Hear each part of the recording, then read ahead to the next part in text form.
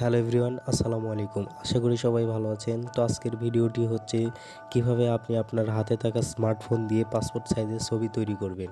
তো আমি সেই প্রসেসটি আপনাদের সামনে তুলে ধরব। তো চলুন দেরি না করে ভিডিওটি শুরু।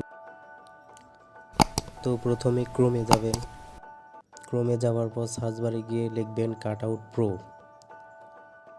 লেখার পরে এরকম একটা ইন্টারফেস আসবে। তো এরকম ইন্টারফেস আসলে প্রথমে যে সাইটটি দেখছেন এখানে ক্লিক করবেন। তো এখানে ক্লিক করার পর এরকম স্ক্রল করবেন। স্ক্রল করার পর একদম নিচে দেখবেন পাসপোর্ট সাইজ ছবি লেখা আছে।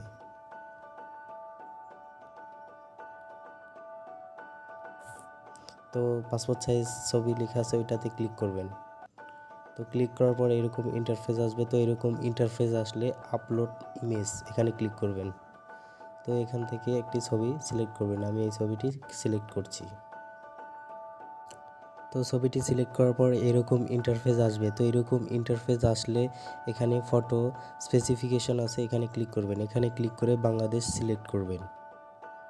তো বাংলাদেশ সিলেক্ট করার পর আপনি যদি আপনার ড্রেস চেঞ্জ করতে চান তাহলে এখানে যে ড্রেসের আইকন আছে এখানে ক্লিক করবেন। তো ক্লিক করে আপনি ড্রেস চেঞ্জও করতে পারবেন এবং এইখানে কালার অপশান আছে, কালার অপশানে ক্লিক করে আপনি আপনার ব্যাকগ্রাউন্ড চেঞ্জ করতে পারবেন। তো এখানে আপনি আপনার মতো কালার চুজ করবেন। চুজ করে আপনি ছবিটি সিলেক্ট করবেন।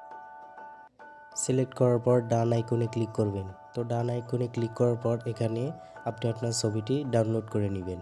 তো ভিডিওটি যদি ভালো লেগে থাকে তাহলে অবশ্যই চ্যানেলটিকে সাবস্ক্রাইব করবেন এবং পাশে থাকা বেল আইকনে ক্লিক করে এরকম ভিডিও পেতে আমাদের সাথেই থাকুন। খোদা হাফেজ।